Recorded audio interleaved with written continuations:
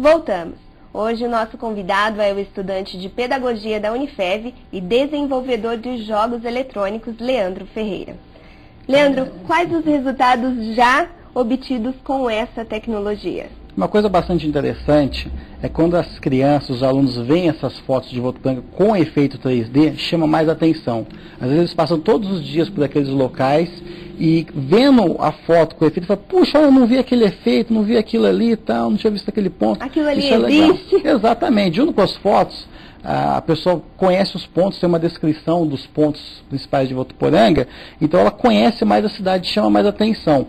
Inclusive eu vi até uma pesquisa uma vez sobre isso, utilizando esse recurso em aulas de ciência. Então tinha, por exemplo, o corpo humano, um esqueleto com efeitos 3D, tinha parte do corpo, fígado, coração, tal. Então a pessoa colocava os óculos especiais e mais dava uma saltada da parte. Então isso chama a atenção das pessoas, é algo atrativo, é algo curioso, que apesar de não ser uma tecnologia nova, ela está sendo muito usada atualmente. Então as pessoas têm esse interesse em estar conhecendo, em estar descobrindo isso. Leandro, e a criação do VotoCity foi um grande sucesso, né? Sim. Tanto que você já está preparando um segundo aí. Fala um pouquinho pra gente sobre esse novo jogo. Exatamente. Está dando bastante trabalho, eu estou terminando minha monografia, fazendo outros projetos, e junto está o VotoCity 2. O VotoCity 2 vai voltar à cidade de VotoCity, né? Você continua controlando o personagem Arthur, só que dessa vez tem um vilão chamado Mr. F. E ele viajou no tempo e você tem que juntar 7 cristais mágicos para abrir o portal do tempo e ir para Votuporanga Antiga e salvar o mundo novamente. É bastante interessante que a gente está colocando mais conteúdo pedagógico nesse jogo do que o primeiro. Tem muita coisa legal, tem muita coisa bacana. Vamos estar falando sobre dengue, sobre reciclagem, sobre prevenção contra drogas, álcool, fumo. Então tem bastante coisa legal, bastante coisa interessante. E também tem outros pontos de Votuporanga. Por exemplo, o Ecotudo, que foi inaugurado esse ano, junto com a estação de tratamento de esgoto também, nós estamos abordando no jogo. Então tem outros pontos, tem outras curiosidades bem legais.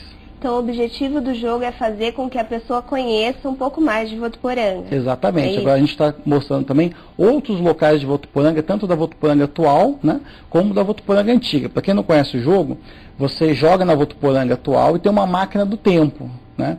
A partir do momento que você está nessa máquina do tempo, você conhece a Votuporanga antiga. Tá? Então você anda pela Estrada Boiadeira, vai na Fazenda Votuporanga, conhece a Igreja Matriz em construção. Então é bastante legal porque você tem essa interação que é proporcionada pelos games, né? Leandro, e como você desenvolve esses jogos? Vem tudo da sua cabeça? É criatividade só sua? Como que é? Muitos jogos têm colaboradores, né? O VotoCity, por exemplo, tem vários colaboradores, inclusive o professor Endrigo, grande amigo meu.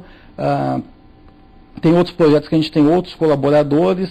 Às vezes surge uma ideia, você fala, poxa, eu vou desenvolver isso, vou trabalhar sobre isso. Às vezes surge uma necessidade, olha, seria legal a gente fazer um projeto sobre o meio ambiente. A gente também desenvolve, né?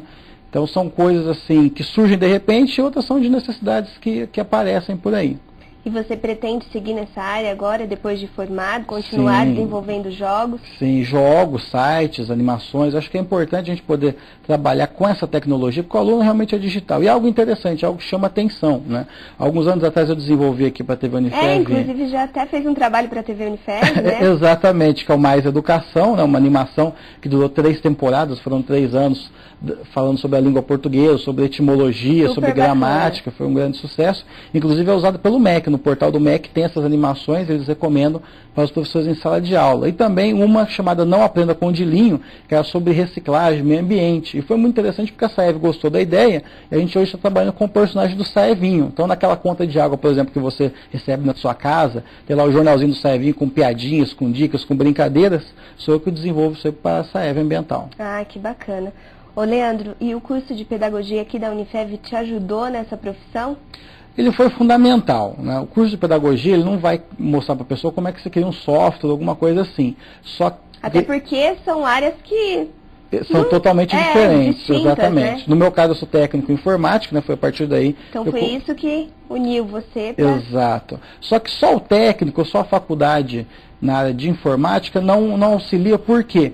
Você faz um jogo educativo, por exemplo, a pessoa pergunta para você, poxa, mas qual base pedagógica você utilizou nesse game, entendeu? Então você precisa desses conhecimentos, você precisa aprender como a pessoa aprende, como as pessoas prestam atenção em algo que você pode mostrar, os recursos multimídia, os recursos tecnológicos. Então o curso de pedagogia ele abre a cabeça justamente para isso, para mostrar como a criança aprende, o que ela gosta de ver, um colorido, colorido, algo com movimentos, sempre chama a atenção da criança, por isso que a criança, e os adultos são melhor desenho animado, sempre algo colorido, com movimento diferente, chama a atenção. Às vezes a gente vê um filho da gente, um sobrinho, alguma criança vê num desenho na televisão e fala, puxa, mas como é que ele gosta disso? Mas a criança adora essas coisas loucas, coloridas, desenho japonês, assim, eles são super fãs. O interessante é que são jogos saudáveis, né? Porque tem muita criança que gosta de games de luta, o que incentiva a violência, Sim, né? A questão dos games é muito polêmica realmente, porque há muitos jogos de violência, há muitos jogos de guerra, e os jogos com a tecnologia atual, eles são muito realistas. Então, quando você mata um personagem dentro do videogame, ele fica, às vezes, agonizando,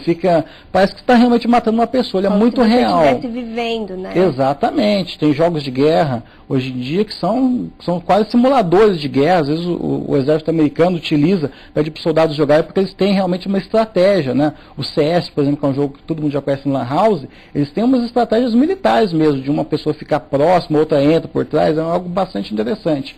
E é legal porque os jogos hoje eles são usados como simuladores, né? Na Fórmula 1, por exemplo, o piloto nem sempre pode ficar treinando, ficar com o carro lá correndo para decorar o traçado da pista. Então ele vai no simulador, decora o traçado da pista, onde tem curva, onde tem frenagem e tal, e depois ele pode pilotar o carro. Então, hoje em dia, os games estão sendo muito utilizados. Uma coisa bacana também é o Orkut, Facebook, essas redes de comunidade, terem jogos. Eu acho que hoje em dia, praticamente todas as pessoas jogam de alguma forma. Pode ser que elas não joguem no computador, mas acabam jogando lá a Colheita Feliz. Às vezes joga um pouquinho no celular, ele está esperando o ônibus vir e tal, joga no celular. Às vezes ela tem um videogame que ela gosta, ela vai lá e joga no videogame. Então é bastante interessante. Às vezes a pessoa fala que não gosta de games, mas às vezes ela não conhece as tecnologias disponíveis. No ano passado, que nós participamos da amostra Unifev, esse ano também, mas no ano passado a gente fez uma amostra especial sobre games. A gente levou o Nintendo Wii, que é um videogame bastante interessante com sensor de movimento, levamos tapetes de dança, guitarra de videogame, o pessoal adorou, porque muita gente não tem acesso a isso e não conhece. Mas pode ser uma brincadeira saudável, divertida, desde que tenha limites, né, e os pais estejam sempre de olho nos filhos, naquilo que eles estão brincando e participando. Tudo com moderação, né? Sempre. Leandro, e você pensou nas fotos com a tecnologia 3D? Você já tem pensado em jogos, em criar games com essa tecnologia? Sim. Provavelmente no ano que vem eu devo estar criando uma galeria de fotos dos principais pontos turísticos do mundo em 3D. Parece bobagem, mas se você procurar isso não existe. Então tem muita coisa que parece coisa simples e ninguém pensou em fazer ainda, né? Então eu vou trabalhar com fotos 3D ainda nesse projeto e deve ter algum game sim, que a gente vai estar aplicando esses recursos 3D aí no futuro. E assim, eu queria que você falasse qual é o seu ponto de vista aí para o futuro. Você acredita que é a nova tendência, essa tecnologia 3D, que daqui a uns 5 anos está todo mundo olhando para o computador, vendo uma foto com o óculos? O que você acha? Depende muito de como o mercado vai se comportar. Ainda a tecnologia atual é muito cara. Os televisores em 3D, por exemplo, custam 5, 10 mil reais, então não tem um preço acessível. A partir do momento que o mercado achar que pode baixar os preços, as pessoas estiverem consumindo mais, eu acho que vai ser algo interessante sim, porque as pessoas buscam novas experiências. Na verdade é essa, as coisas acontecem de uma forma muito rápida.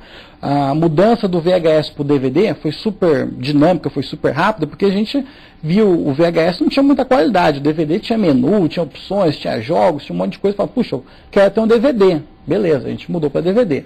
A mudança do Blu-ray para o DVD já está sendo mais lenta, porque para aproveitar o Blu-ray você precisa ter um aparelho, um novo televisor, né? É uma nova tecnologia, ele é bem mais caro, então as pessoas estão aos poucos migrando e também não tem uma grande diferença para o consumidor comum o Blu-ray do DVD.